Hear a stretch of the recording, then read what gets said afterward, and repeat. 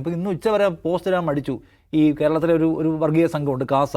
നിവൃത്തിയില്ല, കാരണം സകല പോസ്റ്റും തന്നെ ആൾക്കാർ വന്ന് ചോദിക്കുകയാണ്. നിവൃത്തിയില്ലാതെ ഇന്നിപ്പോൾ പ്രധാനമന്ത്രിക്ക് കത്തയച്ചു എന്നൊരു കുറിപ്പ് അവർ പ്രസിദ്ധീകരിച്ചിട്ടുണ്ട്.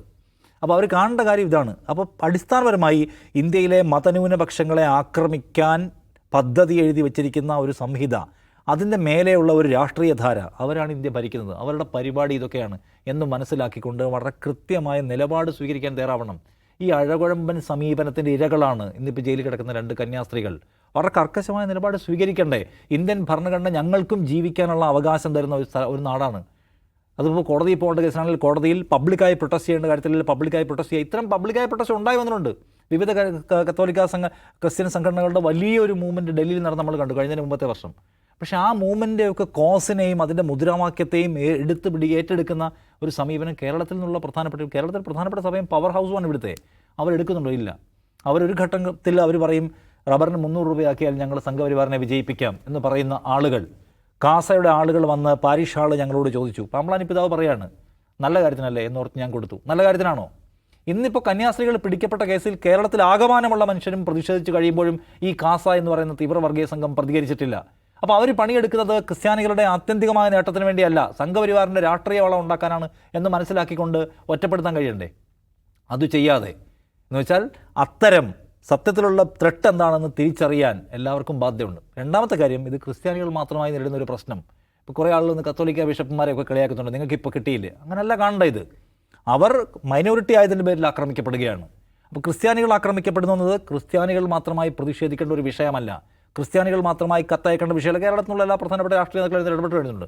ഇന്ത്യൻ മൈനോറിറ്റി സത്യത്തിൽ വലിയ ത്രെട്ടിനെ അഭിമുഖീകരിക്കുന്നുണ്ട് എന്ന് എല്ലാവർക്കും മനസ്സിലാക്കാൻ കഴിയുന്ന ഒരു സന്ദർഭമായിട്ട് ഈ സന്ദർഭം മാറേണ്ടതുണ്ട്. അത് മുസ്ലിംസ് ആയാലും കൊള്ളാം, ദലിത്സ് ആയാലും കൊള്ളാം. ദലിത്സ് മൈനോറിറ്റി എന്നല്ല, അവർ പ്രിവിലേജ് ഇല്ലാത്ത മനുഷ്യരാണ്. ക്രിസ്ത്യാനികളായാലും എല്ലാവരും ഇന്ത്യയിലെ സമഗ്രാധിപത്യ ഭരണകൂടം അവരെ വേട്ടയാടി പിടിക്കുകയാണ്. അതിന് ഇരകളേ ഉള്ളൂ. അത് മനസ്സിലാക്കാൻ എല്ലാവർക്കും കഴിയുന്നൊരു സന്ദർഭമായിട്ട് ഇത് മാറണം.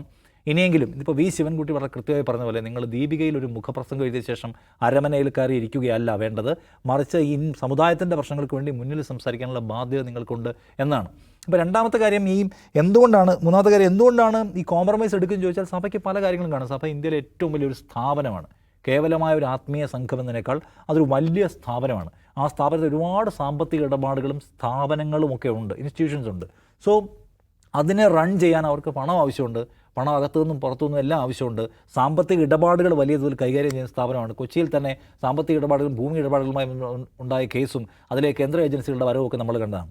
അപ്പോൾ സഭയുടെ നേതൃത്വം അത്തരം ഇടപാടുകൾക്കകത്ത് ഒരു കവർ ആഗ്രഹിക്കുന്നു, അല്ലെങ്കിൽ അത്തരം നിയമപരമായ പലതരം ത്രെട്ടുകളെ മറികടക്കണമെന്ന് ആഗ്രഹിക്കുന്നു.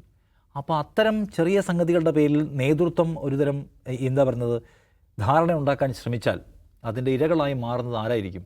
ഉറക്കെ സംസാരിക്കാൻ ബാധ്യതപ്പെട്ട മനുഷ്യർ കോംപ്രമൈസ് എടുത്താൽ, ഉറക്കെ സംസാരിക്കുന്ന സമയത്ത് ഉറക്കെ സംസാരിക്കണം, കോംപ്രമൈസ് എടുത്താൽ അതിന് നിരന്തരം ഇരകൾ സൃഷ്ടിക്കപ്പെട്ടുകൊണ്ടിരിക്കും. അപ്പോൾ സത്യത്തിൽ ഒരു വിശ്വാസി സമൂഹം നിലയ്ക്കുള്ള അതിജീവനത്തിനാണോ പ്രാധാന്യം കൊടുക്കേണ്ടത്, അതോ ഈ സാമ്പത്തിക ഇടപാടുകളിൽ നിന്നുള്ള നിയമപരമായ രക്ഷ തേടലാണോ വേണ്ടതെന്നൊക്കെ അതിനകത്ത് തന്നെ ഉയർന്നു വരുന്ന വിമർശനങ്ങളാണ്.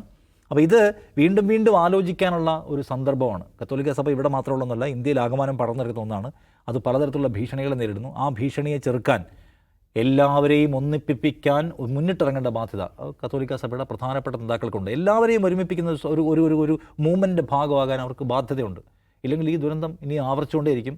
BJP ഇവിടെ നിന്നുള്ള 4 പേരുടെ കത്തോ KC വേണുഗോപാലിൻ്റെ അല്ലെങ്കിൽ എന്തെങ്കിലും കുറിപ്പോ ജോൺ ബ്രിട്ടാസിൻ്റെ സൗണ്ട് ബൈറ്റോ കൊണ്ട് ഭയപ്പെടുന്നവരല്ല. അവർക്കകത്ത് കൃത്യമായ പദ്ധതിയുണ്ട്. ഛത്തീസ്ഗഡിന് പദ്ധതിയുണ്ട്, മധ്യപ്രദേശിന് പദ്ധതിയുണ്ട്, ഗുജറാത്തിന് പദ്ധതിയുണ്ട്, ഇതെല്ലാം ഉണ്ട്. അതുകൊണ്ട് ഈ സന്ദർഭം അവരെ ശരിയാവണ്ണമുള്ള കാഴ്ച കാണാൻ കഴിയുന്നവരാക്കി മാറ്റട്ടെ എന്നാണ് ഞാൻ പറയുക.